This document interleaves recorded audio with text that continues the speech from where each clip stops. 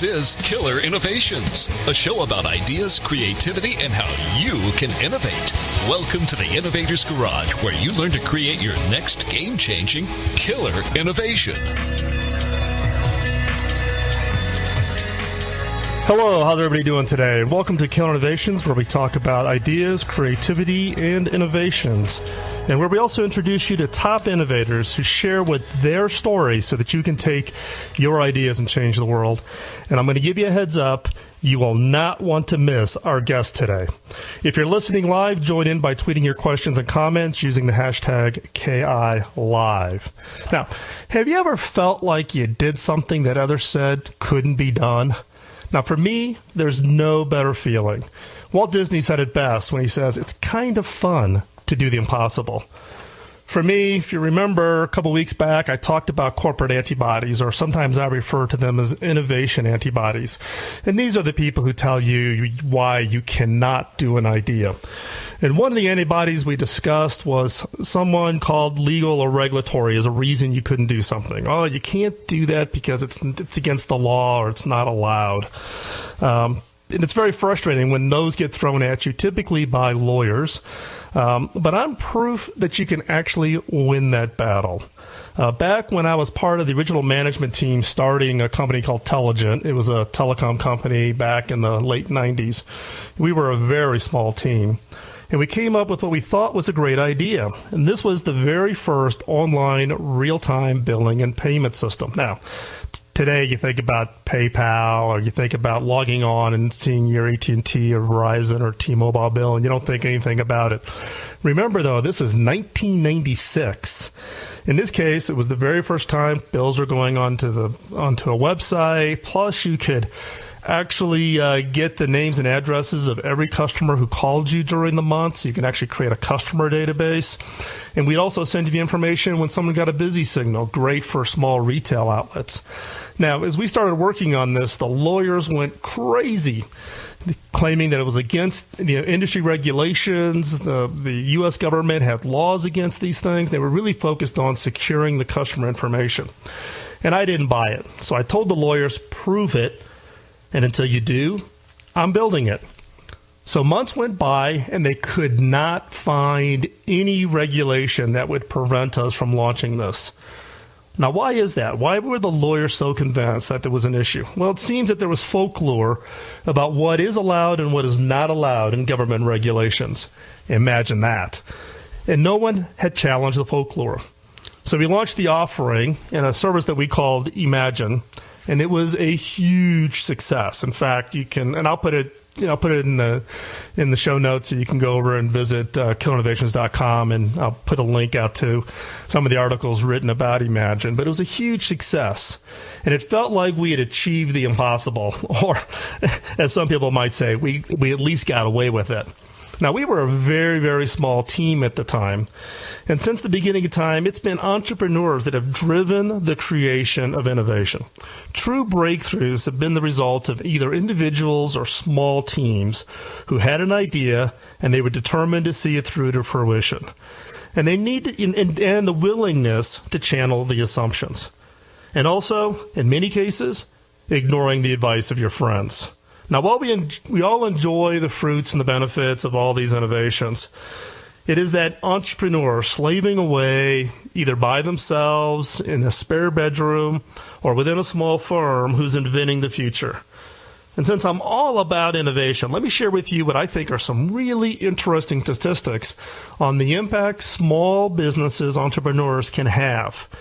Now, if you go back and you look at the entire, and I'm just going to look at it from a U.S. patent perspective, but in case of U.S. issued patents, a company with 25 employees generates more patents per employee than a company with 50, which produce more patents than a company with 100.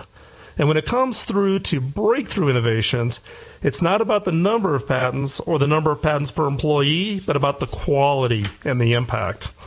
In this case, small businesses lead again, as a disproportionate number of patents for emerging technologies are coming from the small firms, not the big multinationals.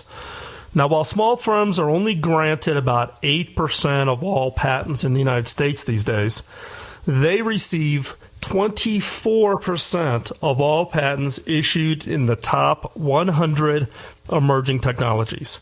Now, I want to emphasize this. I'm going to repeat that. Listen closely.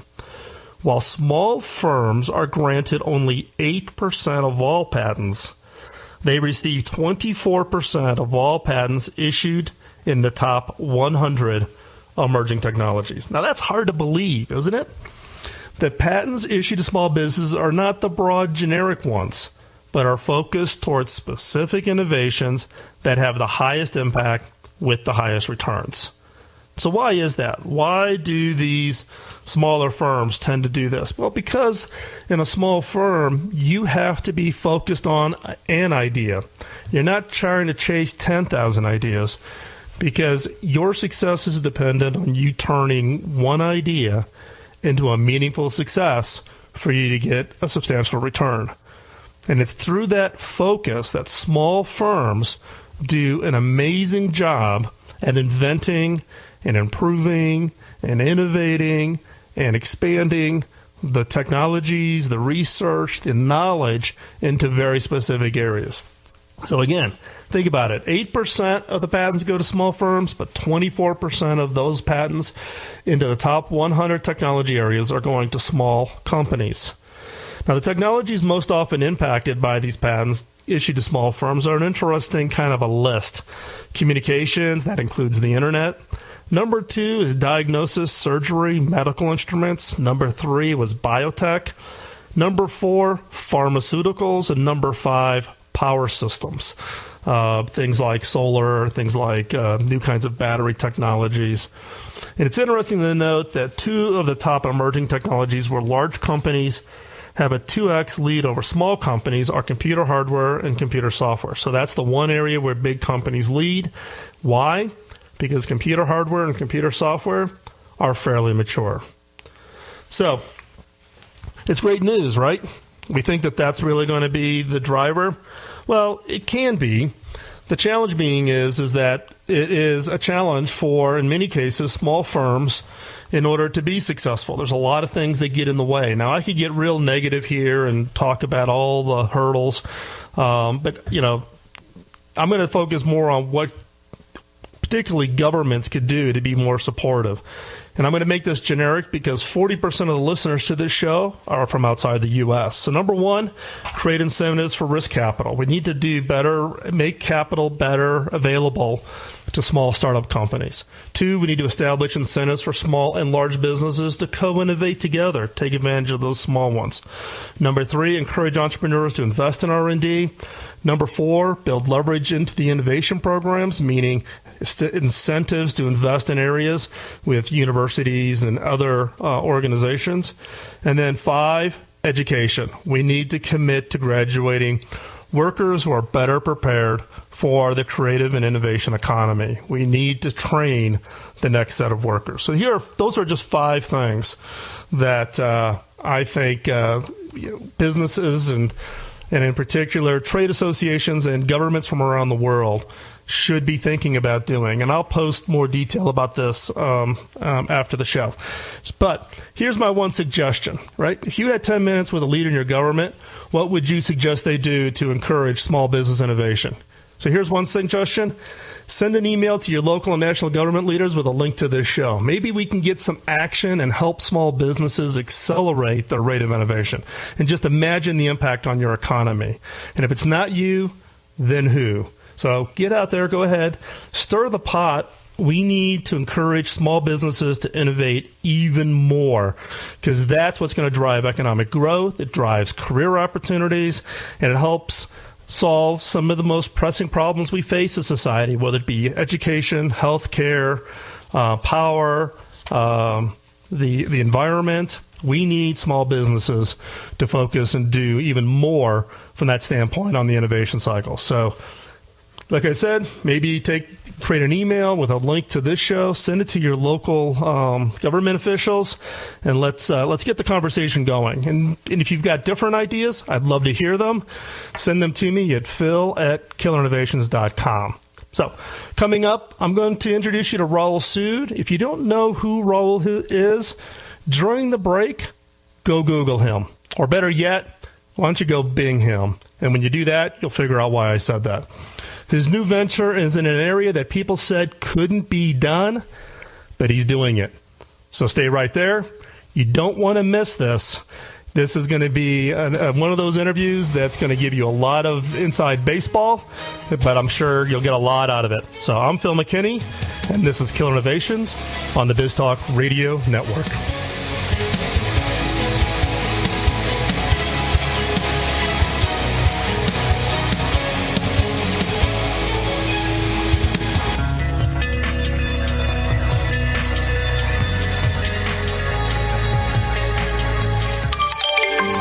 Talk Radio.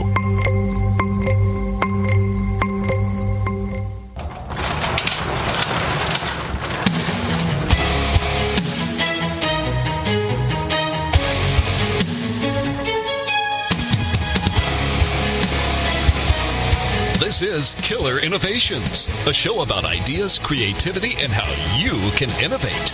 Welcome to the Innovator's Garage, where you learn to create your next game-changing killer innovation. Have you ever heard that saying that you become the people you hang out with? Here's a quote from Booker T. Washington that I just absolutely love.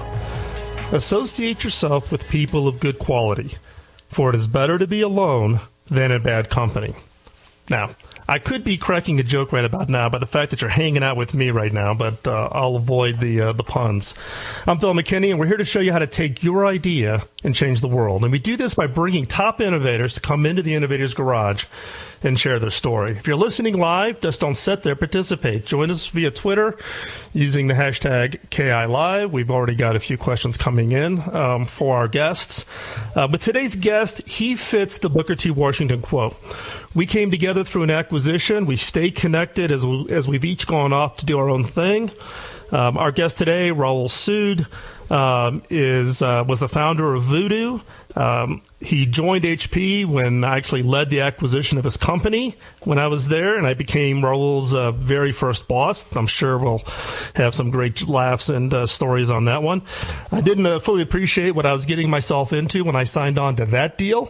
Raul went off to launch Microsoft Ventures and then left Microsoft last year to start his new venture, Unicorn. So, Raul, first question. Did I take you away from your wakeboarding today? Yes, Phil. Yes, you did. But that's okay. I thought so. If those of you who follow Raul on Facebook, you get to watch some absolutely phenomenal videos. I think they're done by your son, right? Of you out wakeboarding on the weekends, which is always a lot of fun. Well, I love the crash ones, though, better, quite personally.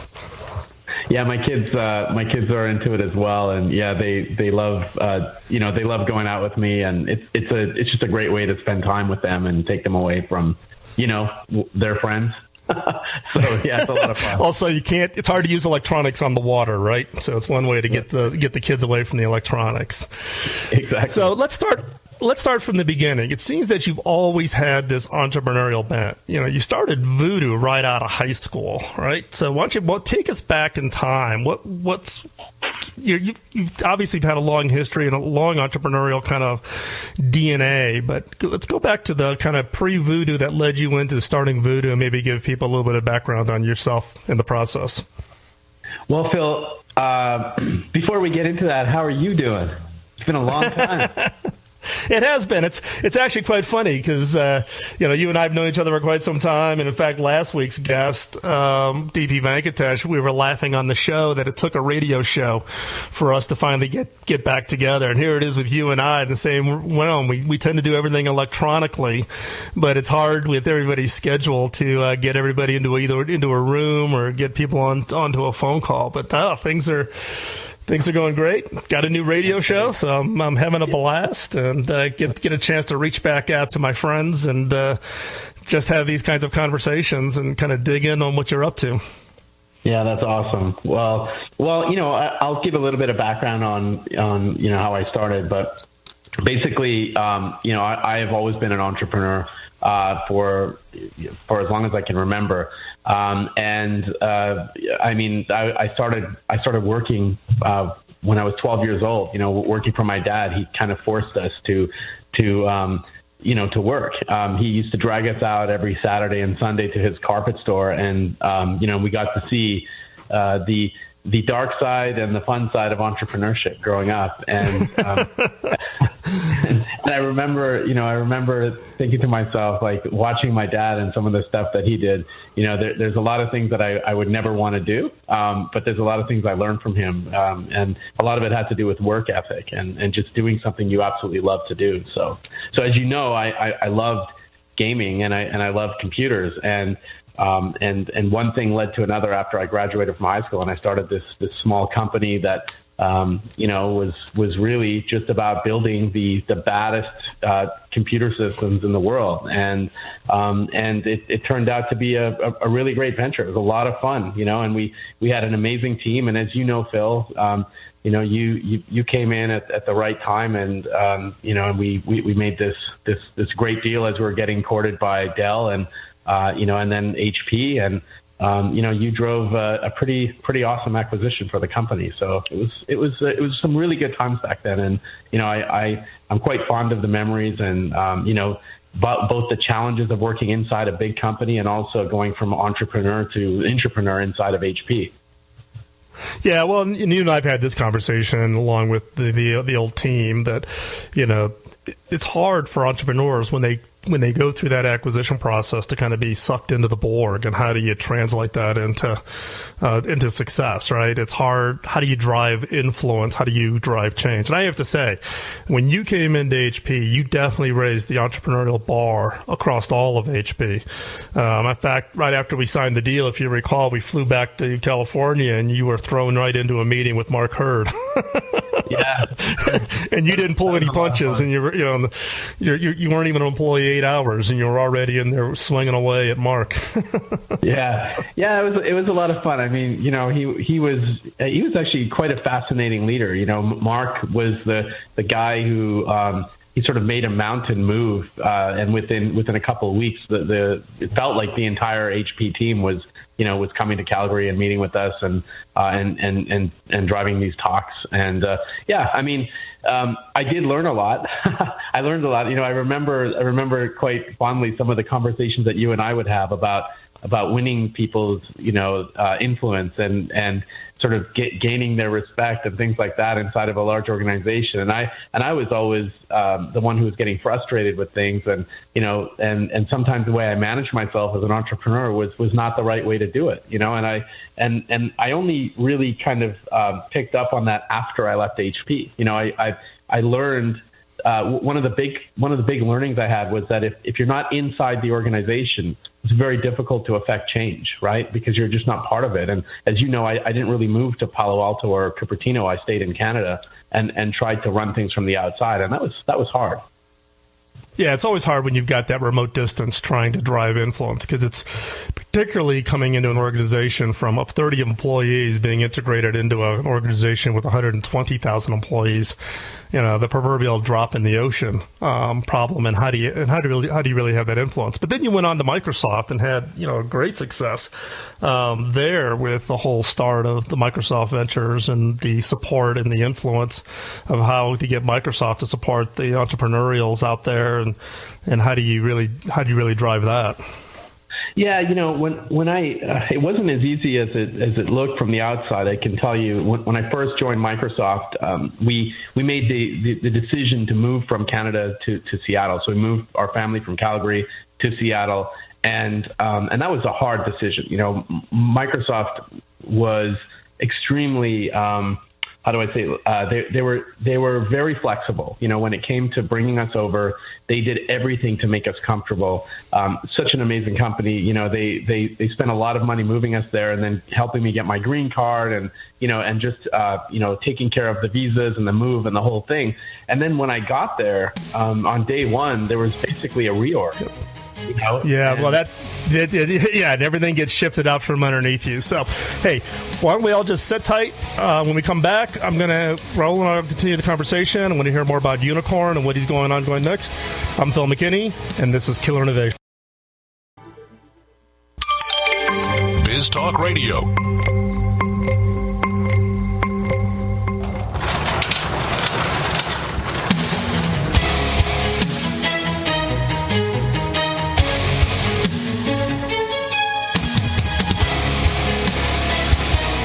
This is Killer Innovations, a show about ideas, creativity, and how you can innovate.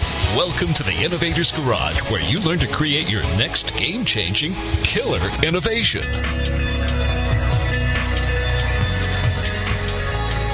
Thanks for sticking with us for this next segment. We have Raul Sood, who was the founder of Voodoo, the person who got Microsoft to launch the Microsoft Ventures programs in support of entrepreneurs, and now the co-founder and CEO for Unicorn. So, Raul, let's jump into Unicorn. Give us the background. What was the spark, or what was the thing you saw that caused you to leave what many viewed was a great position for you at Microsoft to go off and do that startup all over again? Well, so when I was with Voodoo, we were on the cutting edge of gaming, and at the time, esports was called professional gaming tournaments. There was no formal sort of esports moniker around it. But I've always been watching the space. And when I was at Microsoft Ventures, we made an investment. We, as in Microsoft, made an investment in a company that it was effectively a way for gaming communities to monetize their server traffic. And so the non-sexy description of that company was they were an ad network built on the Steam engine that reached about 2 million users around the world. And I really liked that company. I liked what they were doing. I liked their reach. But I was also super interested in what was happening in the esports arena. Esports was just starting to take off, and it was kind of a bunch of things happening at the same time. My son, who's 15 years old at the time, was really pushing me to get back into gaming. He's always like, "Dad, why don't you go start a new company in gaming? You really should look at esports." And then I really started to pay attention. When you look at why the living room is dying and why kids aren't watching TV as much, what are they doing? And I started to spend time with my kids in their world, playing games and just learning about the ecosystem that was esports.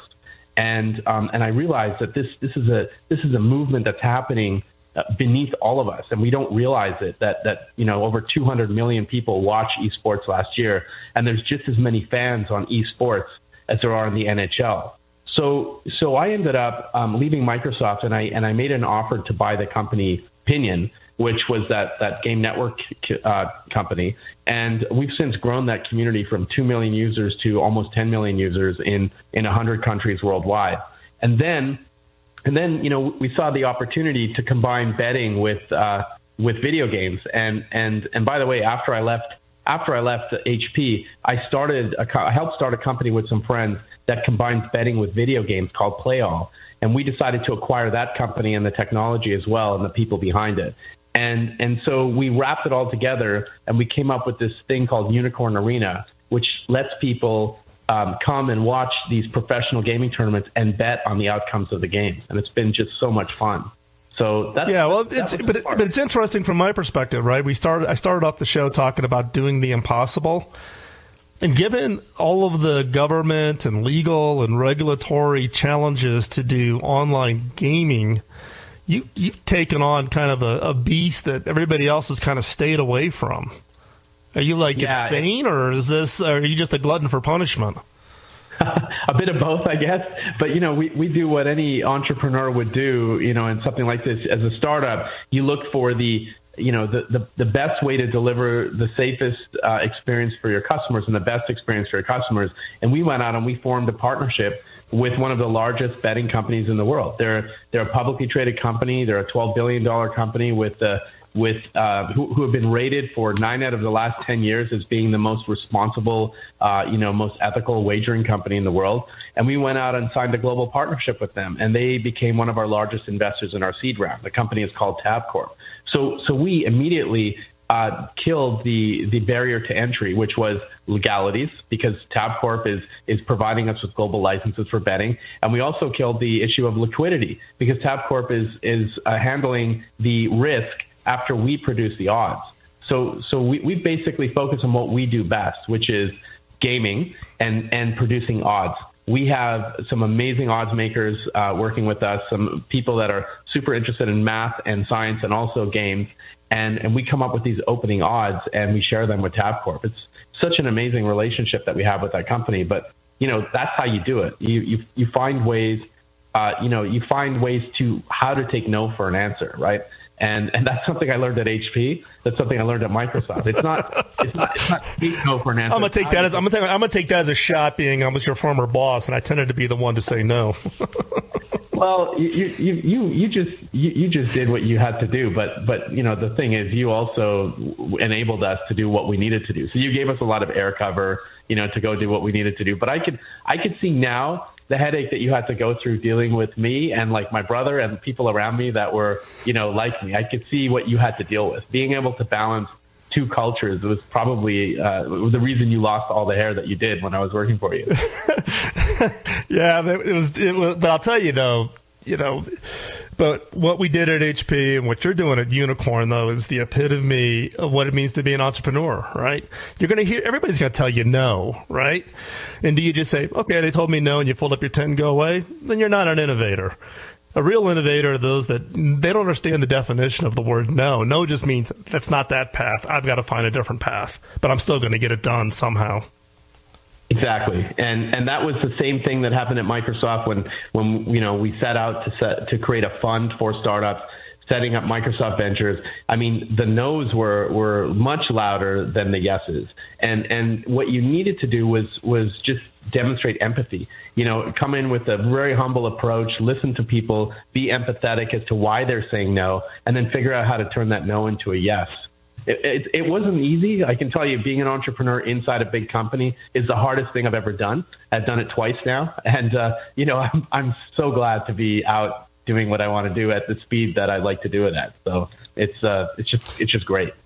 Yeah. Well, and you've also, Unicorn's gained a lot of attention. You got Mark Cuban came in your most recent round, and with his endorsement, plus all of your current investors, plus the excitement, you've picked up some additional countries now, right? Australia just came on, right, for betting for you guys? Yeah. So we have Australia, we have the UK, we have Ireland, we have a number of other countries along the way. We also have a product that we're working on for the US market, which will launch sometime in August, that I can't really talk about. But we truly are turning this into a global company very quickly. Look, 7 months ago, we were hanging Christmas lights at our office in WeWork. We were just moving in. And today, people, they obviously focus on Mark Cuban because it's Mark Cuban. But, man, we got people like Sherry Redstone, who runs Advanced Capital, whose father coined the phrase, content is king, Sumner Redstone. We have Liz Murdoch, who runs a very exclusive fund called the Freelance Fund. Obviously we have Tabcorp. And then the biggest thing is we got Binary Capital. And Binary is run by two of the most amazing partners in the Valley. These guys have invested in Twitter, Snapchat, Instagram, Whisper, TaskRabbit. They invested in all those companies at the sub 10 million mark. So they really spot amazing consumer brands and help them grow. And then, of course, getting Mark on board was just amazing. It was such a good deal. So, yeah, we have really come a long way since Christmas. Well, and I can remember back based back in our HP days, I was in Busan, Korea, and that was the first time I watched a real pro gaming event in a stadium, and it was absolutely mind-blowing.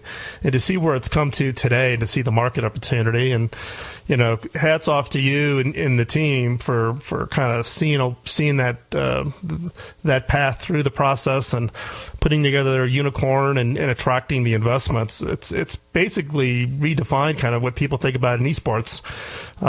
So I'm excited to see kind of where this goes and what happens with you. So, if you're up for it, maybe in another 6 months or so, as you continue to move down Unicorn, maybe have you back. We could spend a little more time just talking about Unicorn and where that's heading. And really quick, if you had to pick one lesson learned as you've gone through the Unicorn experience that you wanted to give to an entrepreneur, what would be, just really quick, what would be the one piece of advice you would give entrepreneurs based on what you've learned going through the Unicorn experience? Yeah, sure. So look, I spent 3 years helping companies build and grow and raise money. The one piece of advice I'd give any entrepreneur is when you are ready to bring friends and family on, don't don't bring your friends and family to invest in your company with your hat in hand. You should be providing them an opportunity. So the right time to bring friends and family in is once you have traction and you have a strategic investor who is adding value to your business. You don't want to go and get friends and family in at the early stage because that is where most startups blow up. They bring people in for their money, and they're not able to kind of sustain that and turn it into a viable business. So it's raising money is an art as much as it is a science. Yeah, and I think your experience at Microsoft Ventures was perfect for that. So that's great advice. Support that 100%.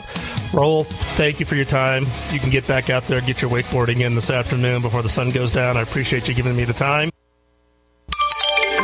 Biz Talk Radio.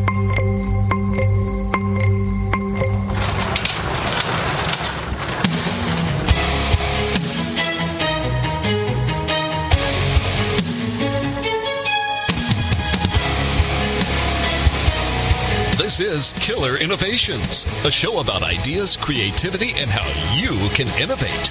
Welcome to the Innovator's Garage, where you learn to create your next game-changing killer innovation.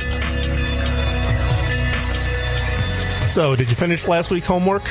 Let me remind you, the homework was find 5 ways customers are using your product or service in a way you never considered. I did get an email from David who dropped me a note with how someone was using his product in a way he never considered. Another engineer had taken his work and used it in a way that was just totally opposite from what the original design was.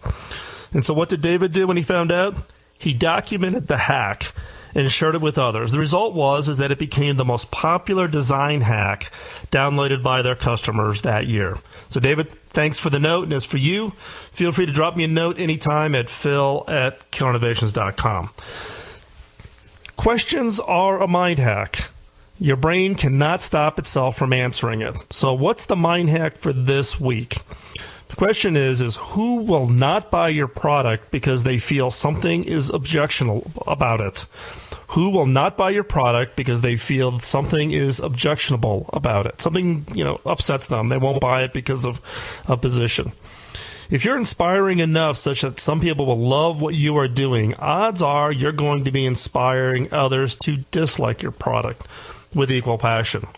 Now, plenty of companies take advantage of the fact that they represent something that mainstream culture will find offensive or questionable. Look at any business that sells rebellion or gritty counterculture messages, or even in our last segment talking with Raul about unicorn. In some cases, people will have objections around online gambling.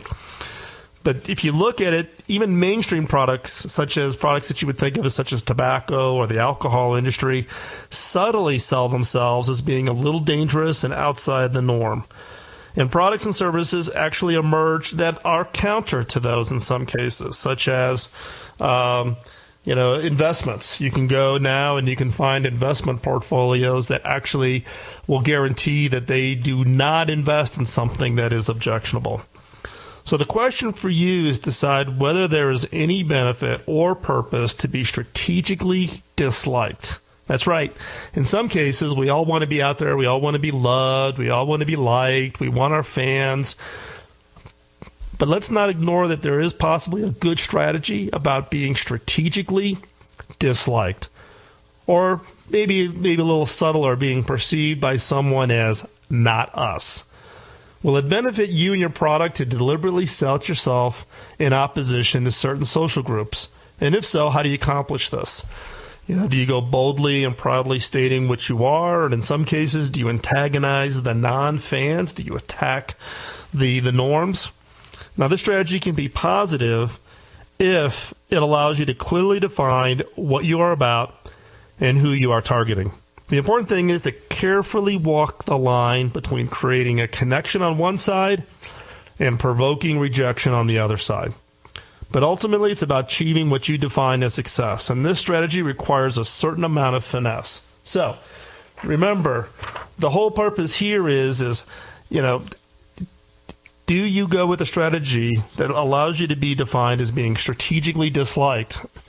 And the question again is, who will not buy your product because they feel something is objectionable about it?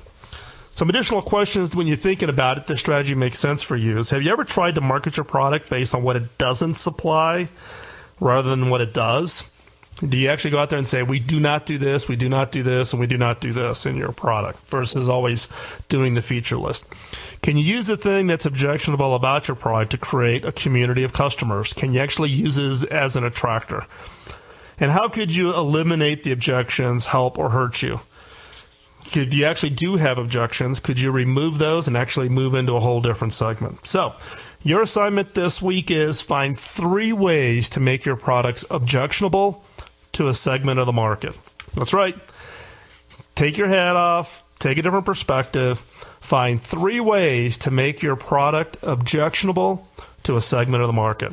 Now, this is what I call an idea quota. Just as you go into the gym to work out your muscles, a killer question with an idea quota, in this case 3, you need to come up with 3 ways, will exercise your creative muscle, but only if you actually do something. So do it. And share your homework by sending it to me at phil@killerinnovations.com. And if there's some good ones in here, I'll share it in next week's show, just as I did David's. Also, don't think you only have 1 week.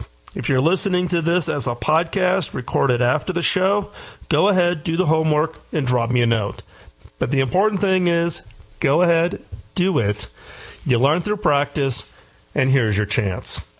Now, the purpose of this show is, as we kick it off, is really to talk about ideas, innovations, and changing the world. And history has shown that we as humans have the ability to use our creativity to solve our biggest challenges and create entirely new industries and delivering products and services we just never even considered.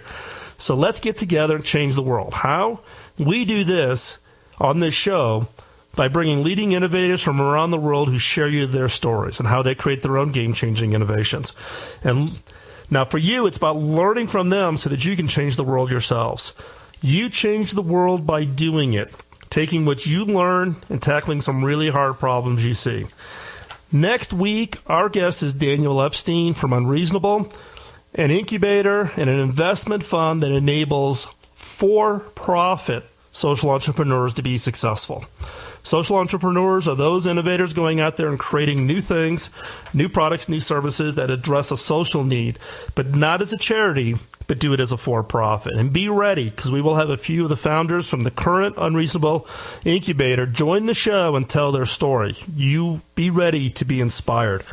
Between shows, make sure you check out killerinnovations.com. The new site is coming up here hopefully in another couple days. It's a place where you can plug into others. You can see who the upcoming guests are. You can listen to past shows. You can find the show notes, all the links we talk about here. And don't miss out on the other great shows on BizTalk Radio Network. Visit biztalkradio.com. And while you're there, grab the mobile app. It allows you to listen to the Killer Innovations show and all of the other shows live. And also, if you know an innovator whose story that others should hear, drop me a note at phil@killerinnovations.com. We're looking for those really interesting stories. And for me personally, preferably not in tech. Looking for things in areas. We've got some very interesting guests in the finance markets coming up here in a couple of weeks.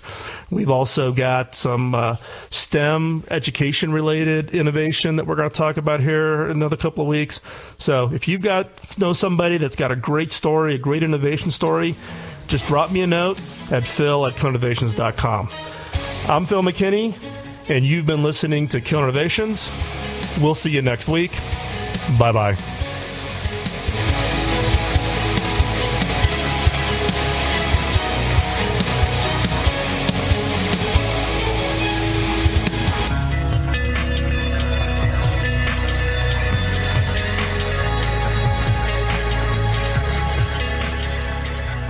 The opinions you hear on Biz Talk Radio are those of the hosts, callers, and guests, and do not necessarily reflect those of this station, Biz Talk Radio, its management, or advertisers. The information on Biz Talk Radio does not constitute a recommendation, offer, or solicitation to buy or sell any product or service. If you have any questions about Biz Talk Radio, contact us at 817-274-1609 or at biztalkradio.com. Biz Talk Radio.